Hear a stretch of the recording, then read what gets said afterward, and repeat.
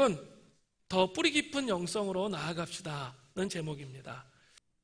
사무엘상 강해 설교를 계속해 가면서 깨닫는 것은 다윗도 뿌리 깊은 영성으로 나아간 그런 사람이라는 사실입니다. 사무엘상 24장에서 광야에서 하나님의 주권적 통치와 다스리심을, 그 심판을 인정하기 위해서 하나님의 기름 부은 자를 죽이지 않았죠, 그죠? 특별히 절호의 기회가 있었어요. 용변을 보고 있었기 때문에 죽일 수 있는 절호의 기회가 있지만 죽이지 않는 다윗의 뿌리 깊은 영성의 모습을 볼 수 있습니다. 그런데 사무엘상 25장에 들어오면 사울왕 때문이 아니라 하찮은 나발이라 불리는 그 불안당 때문에 분노해서 하나님의 주권적 통치와 심판을 인정하는 것이 흔들릴 뻔했어요. 그런데 지혜로운 아비가일을 통해서 깨달음을 얻어서 그를 죽이지 않죠. 그리고 돌아가면서 뿌리 깊은 영성을 유지하는 그런 다윗의 모습이 25장에 나왔습니다. 자, 이러한 하나님의 주권적인 통치와 심판을 인정하는 삶의 백미는 사실 오늘 본문의 말씀입니다. 이것은 다윗이 더 뿌리 깊은 영성으로 나아가는 그런 모습을 보여주고 있습니다. 왜 다윗이 하나님의 마음에 합한 사람인지 아주 분명하게 오늘 본문은 보여주고 있습니다. 함께 살펴보겠습니다. 오늘 본문에서 다윗이 뿌리 깊은 영성으로 나아가는데 이 걸림돌이 되는 것이 무엇입니까? 그것은 반복되고 있는 사울왕의 추격입니다. 사무엘상 26장 1절부터 3절을 보세요. 10사람이 그 기브아에 와서 사울에게 말하여 이르되 다윗이 광야 앞 하길라산에 숨지 아니하였나이까 하며 사울이 일어나 십광야에서 다윗을 찾으려고 이스라엘에서 택한 사람 3,000명과 함께 십광야로 내려가서 사울이 광야 앞 하길라산 길가에 진치니라. 다윗이 광야에 있더니 사울이 자기를 따라 광야에 들어옴을 알고, 사울왕은 먼저 이 3절 전반절에 보니까 하길라산 길가에 진을 쳤습니다. 하길라산 길가는 예루살렘에서 베들레헴 그리고 헤브론을 거쳐서 아랏에 이르는 팔레스타인의 아주 주요 도로였습니다. 아주 주요 도로에 진을 친 거죠. 이처럼 사울의 군대가 이런 주요 도로에다 진을 친 이유가 무엇입니까? 사무엘상 24장에 동굴에서 용변 보다가 다윗에게 당한 트라우마가 있기 때문에 이제는 이제 한적한 곳에, 이런 곳에 진을 치지 않는 거죠. 길가에다가 진을 치고 있는 것이죠. 자, 그렇다면 다윗은 지금 어디에 있습니까? 3절에 보니까 광야에 있더니 라고 되어 있습니다. 다윗은 하길라산에서 십광야로 추격을 피해서 들어갔습니다. 재미있는 것은 사울왕이 있는 하길라산 길가 그 도로보다 다윗이 있는 십광야가 더 고지대에 있었던 거예요. 그러니까 어떻겠습니까? 멀리서 사울왕의 동태가 보이겠죠. 그 병사들의 동태가 보였던 것이죠. 그래서 다윗은 사울왕이 십광야 근처까지 온 것을 알았던 거죠. 그래서 다윗이 정탐꾼을 보내서 자세한 상황을 알아보았습니다. 그리고 나서 본인이 직접 하길라산 길가까지 가서 사울왕의 상황을 살피고 있습니다. 사무엘상 26장 5절이에요. 다윗이 일어나 사울이 진친 곳에 이르러 사울과 넬의 아들 군사령관 아브넬이 머무는 곳을 본즉 사울이 진영 가운데 누웠고 백성은, 이 군사들이죠, 그들을 둘러 진쳤더라. 3,000명의 병사가 아브넬과 사울왕을 이렇게 둘러서 진을 치고 있는 것이죠. 왜요? 사무엘상 24장에 사건이 얼마나 깊은 트라우마가 됐든지 사울과 군사령관 아브넬이 중간에 딱 가운데 있으면서 완전히 진을 치고 있는 거죠. 철저히 지금 이런 일이 다시는 일어나지 않도록 그렇게 보호하고 있었던 것입니다. 저는 오늘 본문의 시작에 사울 왕이 다윗을 추격하는 모습을 보면서 인간의 이 원죄에 대해서 한번 다시 생각해 보게 되었습니다. 창세기 3장에서 원죄의 핵심은 무엇입니까? 물론 아담과 하가 하나님이 하지 말라고 명령하신 선악과를 따먹은 것, 그것도 중요한 의미가 있습니다. 그러나 그것보다 더 중요한 의미가 있는 게 한 가지 더 있습니다. 창세기 3장 5절인데요. 너희가 그것을 먹는 날에는 너희 눈이 밝아져 하나님과 같이 되어 선악을 알 줄 하나님이 아심인지라. 뱀이, 이 사단이 와서 하와를 유혹할 때 한 말이 지금 창세기 3장 5절인데요. 거기에 아주 중요한 핵심이 하나 있습니다. 선악과를 따먹음을 통해서 네가 하나님 같아진다는 거죠. 하와에게 네가 그거 따먹으면 하나님같이 된다고 그렇게 말했어요. 그것에 하와가 솔깃한 거죠. 이것을 다른 말로 바꾸면 무슨 말일까요? 천지를 창조하실 때 인간의 마음의 주인은 누구셨어요? 하나님이셨어요. 그래서 하나님의 형상으로 우리를 지으셨기 때문에 하나님과 아주 친밀한 교제 안에 하나님의 뜻이 무엇인지 잘 분별하면서 살아갈 수가 있었던 것이죠. 그런데 선악과를 따먹음을 통해서 스스로가 인생의 주인이 되어서 살겠다는 것이, 하나님과 같아지겠다는 것, 스스로 주인이 되어서 내 인생을 내가 책임지고 살겠다는 것이 원죄의 핵심입니다. 이렇게 타락한 인간에게 오게 된 것이 뭐예요? 창세기 3장에 이 원죄의 죄로 말미암아 오게 된 게, 죄의 싹은 뭐죠? 사망입니다. 그래서 죽음을 맛보게 된 거죠. 또 하나님과 이제 소통이 안 되는 깊은 단절을 맛보게 된 거죠. 그러면서 인간들은 자기가 주인 되어 살면 행복할 줄 알았어요. 그런데 행복한 것이 아니라 자기 스스로도 자기가 어떻게 할 수 없는 절망감에 빠지게 되었던 것이죠. 우리는 이러한 우리 스스로 어쩔 수 없는 강력한 원죄의 영향력 아래 살아가고 있잖아요. 그걸 어디서 볼 수 있냐고요? 중독을 한번 생각해 보세요. 중독에는 영적인 강력한 힘이 있어요. 그래서 스스로 잘 끊어지지가 않아요. 이런 얘기 있잖아요. 도박하는 사람들이 이제 아주 굳은 결심을 하고 이제 절대로 도박을 하지 않으리라 해서 이제 손가락을 잘랐는데 그 손가락 바로 위에다가 화투짝을 놓고 또 도박한다고 하잖아요. 그죠? 담배, 술 이런 것들도 있죠. 어때요? 끊어야지 하지만 끊어지지가 않아요. 강력한 영적으로 우리를 끌어잡아당기는 힘이 있어요. 중독들이 그렇잖아요. 스마트폰 중독, 또 음란. 그리스도인 되었다면 이제 음란을 끊어버려야 된다는 거 알지만 그렇게 쉽게 우리를 원수 마귀가 우리를 그 어둠에서 쉽게 이렇게 나가도록, 속박에서 풀려 나가도록 그렇게 허락하지 않아요. 그래서 있죠. 끊임없는 이 강력한 영적 힘이 우리를 공격한단 말이에요. 이걸 인식하지 못하면 안 돼요. 그죠? 그런 중독의 증상이 있다는 거죠. 이게 뭐예요? 죄의 강력한 영적 힘이 있음을 보여주는 거예요. 그냥 죄가 그냥 윤리적인 문제 이 정도로만 생각하면 안 돼요. 우리를 끊임없이 하나님이 주인 되시지 못하도록 우리의 마음을 흩어놓고 다른 것에 집중하도록 그렇게 살아가도록 한다는 거예요. 사울의 현재의 모습은 어떠합니까? 분명히 24장에서 자신의 잘못을 인정했어요. 그리고 다윗이 이제 왕위에 오를 것도 인정했어요. 그래서 자기 후손들을 선대해 줄 것을 막 부탁해요. 그런 내용이 나왔었습니다. 그런데 다시 또 어때요? 다윗을 추격하는 거죠.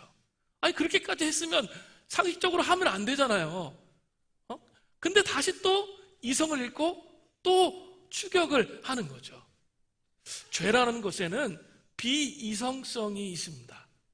자신을 너무 합리적인 사람이라고 자꾸 믿으면 안 돼요. 우리의 이성을 신뢰할 수가 없어요. 우리 자신도 이 죄 앞에서는 비이성적인 그런 행동을 할 수밖에 없다는 거죠. 지금 사울의 모습이 그런 거예요. 그게 영적인 힘이 작동되고 있기 때문에 상식적이지 않은, 아니 그렇게 했으면 끝내야지. 근데 왜 또 26장에 또 추격을 합니까? 강력한 죄의 영향력을 볼 수 있는 거죠. 이러한 모습을 또 겪는 다윗의 심정은 어떤 것일까요? 그가 뿌리 깊은 영성으로 세워져 있지 않고 눈이 하나님께 고정되어 있지 않다면 어떨까요? 왕 짜증나겠죠. 정말 짜증난다. 한 번이면 됐지 또 공격하냐? 이렇게 생각했을 게 분명합니다. 그리고 사울을 심판해 버리고 싶은 마음이 간절해질 거예요. 그게 인간의 마음이에요. 예수님의 용서는 어때요? 우리를 향한 예수님의 용서는 뭐예요? 무한대의 용서죠. 그런데 우리 주변에 있는 사람들이 가장 가까운 사람, 아내, 남편, 아니면 자녀, 그죠? 부모님, 이렇게 가장 가까운 사람들이 똑같은 그 죄의 모습을 가지고 반복적으로 우리 안에 들어오는 거죠. 그러면 첫 번째는 사람이니까 실수할 수 있지. 그래서 용서해요. 그런데 두 번째 얼굴이 좀 막 일그러져. 세 번째 막 짜증이 막 올라오기 시작해. 네 번째는 폭발하잖아요. 똑같은 반복적인 죄를 가지고 우리에게 오면 가까운 사이라 할지라도 있죠. 폭발해버리고 마는 게 우리의 본성이라는 거죠. 그리고 용서하고 싶지 않은 거죠. 똑같은 반복적인 죄를 가지고 용서하고 싶지 않은 마음이 드는 게 인간의 모습이라 할 수 있습니다. 그런데 다윗이 이러할 때 어떻게 했습니까? 다윗은 부하 아비새와 함께 용기 있게 사울 왕이 있는 진영으로 내려갔습니다. 사무엘상 26장 7절을 보세요. 다윗과 아비새가 밤에 그 백성에게 나아가 본즉 사울이 진영 가운데 누워 자고 창은 머리 곁 땅에 꽂혀 있고 아브넬과 백성들은 그를 둘러 누웠는지라. 이 7절을 보면 좀 이상한 게 있지 않습니까? 7절 후반절에 사울이 진영 가운데 누워 자고 있어요. 그리고 군대 장관 아브넬도 자고 있어요. 그리고 더 황당한 거는 이 백성들, 이 병사도 다 사울을 둘러 싸가지고 다 어떻게 해요? 자고 있어요. 상식적으로 말이 안 돼요. 그죠? 특별히 현대전에서보다 고대 근동의 전쟁은 특히 밤에 중요해요. 급습을 하잖아요. 그래서 뭘 잘해야죠? 보초를 잘 서야 된단 말이에요. 경계를 잘해야 되는 거죠. 그죠? 군대에서도 경계를 잘 못 쓰면 어떻게 되죠? 엄하게 문책하잖아요. 그래가지고 영창 가잖아요. 만약에 보초를 귀찮아서 안 나갔어. 그러면 이제 그 사람 줄줄이 문책, 그 사람부터 시작해서 줄줄이 문책이 들어가서 전부 다 영창 가잖아요. 왜 그렇게 합니까? 이 보초를 제대로 쓰지 않으면 몰살을 당하기 때문에 그게 아주 중요한 문제였다는 거죠. 그런데 오늘 본문에 보면 어떻게 해요? 천하태평이에요. 전부 다 그냥 사울을 중심으로 둥그렇게 전부 다 그냥 자고 있는 거, 올추침. 이 장면은 도저히 이해가 되지 않죠. 군사 3,000명이 있는데 이해가 되십니까? 이해가 안 되는 거죠. 근데 성경은 그 이유를 설명합니다. 사무엘상 26장 12절이에요. 다윗이 사울의 머리 곁에서 창과 물병을 가지고 떠나가되 아무도 보거나 눈치채지 못하고 깨어있는 사람이 없으니, 창과 물병을 가져갈 정도면 눈치를 채거나 깨어있거나 해야 되잖아요. 근데 아무도 눈치채지 못했고 깨어있는 사람이 없었다는 거예요. 왜요? 이는 여호와께서 그들을 깊이 잠들게 하셨으므로 그들이 다 잠들었기 때문이었더라. 뭐요? 하나님께서 어떻게 하신 거예요? 잠들게 하신 거예요. 그러니까 인기척을 내고 막 돌아다녀도 아무도 깨어날 수 없는 거죠.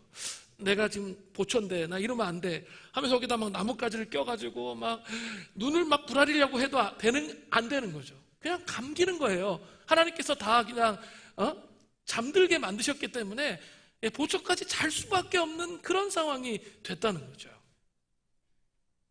하나님께서 이렇게 역사하시니까 다윗은 다시 한번 절호의 기회를 맞이하게 되는 거죠.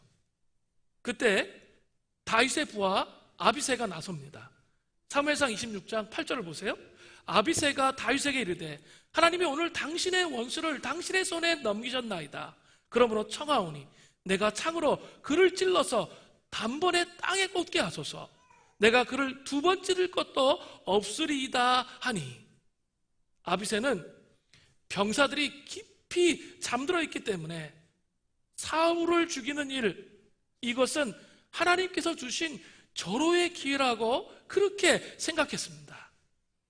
지난번에 사울을 죽일 수 있는 기회에 다윗이 그 사울을 죽이지 않았기 때문에 지금 현재 우리가 이런 어려움을 겪고 있다, 이렇게 생각을 했습니다. 그래서 본인이 못 죽이면 나한테 그냥 죽이라고 하면 나는 상관없다는 거예요. 그래서 단번에 한 방에 그냥 죽일 수 있다라고 말했습니다. 한번 잘 생각해 보셔야 할 게 있어요. 지금 외부적 환경, 외부적 상황은 하나님의 뜻을 분별하는데 아주 중요한 요소죠. 그런 절호의 기회가 왔다는 것, 그것은 하나님의 뜻을 분별하는데 아주 중요한 요소입니다. 그러나 그것만 절대적으로 생각하게 될 때 아비새와 같은 가오를 범할 수 있다는 거예요. 환경만을 쫓아가지고 하나님의 뜻을 분별하면 아비새와 같은 상황이 될 수 있다는 거죠. 아비새는 이런 외부적 상황만 해석을 했던 거죠. 그 상황에 말씀이 부합한지, 하나님의 말씀이 부합한지 제대로 분별하지 못한 거예요.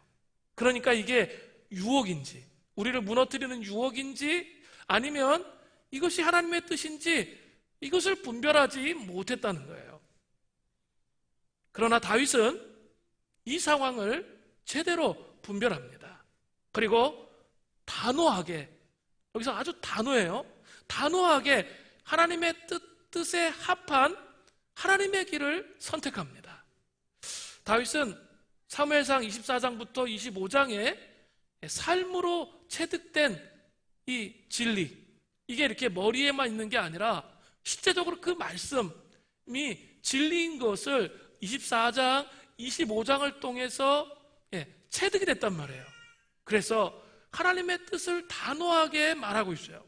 아비새가 막 난리가 났어요. 절호의 기회라고 막 난리칠 때 사무엘상 26장 9절부터 10절은 다윗은 이렇게 말해요. 다윗은 아비새에게 이르되 단호해요. 죽이지 말라. 누구든지 손을 들어 여호와의 기름 부음 받은 자를 치면 죄가 없겠느냐 하고, 다윗이 또 이르되 여호와께서 살아계심을 두고 맹세하노니 여호와께서 그를 치시리니 혹은 죽을 날이 이르거니와 또한 전쟁에 나가서 망하리라. 죽이지 말라. 아주 단호하게 하나님의 뜻을 설명합니다. 그리고 하나님의 기름 부음을 받는 자를 치면 죄가 된다는 거예요. 그러면 하나님의 기름 부음을 받은 자를 하나님께서 어떻게 처리하냐라는 거예요. 그걸 설명해요. 다윗은 그런 사람은 하나님의 주권적인 통치와 심판 앞에 맡겨드리면 그 사람이 질병으로 죽게 하거나, 우리 나발 사건을 통해서 경험했죠? 질병으로 죽게 하거나 전쟁에 나가서 망하게 하신다는 거예요. 나는 심판의 권한이 없다는 거죠. 나는 하나님의 그 주권적인 통치와 다스리심을 인정하는 그런 삶을 살 뿐이라고 말하는 거예요. 다윗은 삶으로 체득된 진리로 하나님의 뜻을 깊이 이해하고 더 뿌리 깊은 영성으로 나아갔어요.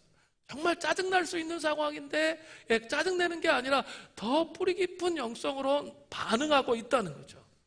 다윗은 기쁘게 하나님이 원하시는 길을 선택해요. 이번에는 기쁘게 선택하는 거예요. 그리고 그 길을 걸어가는 거죠.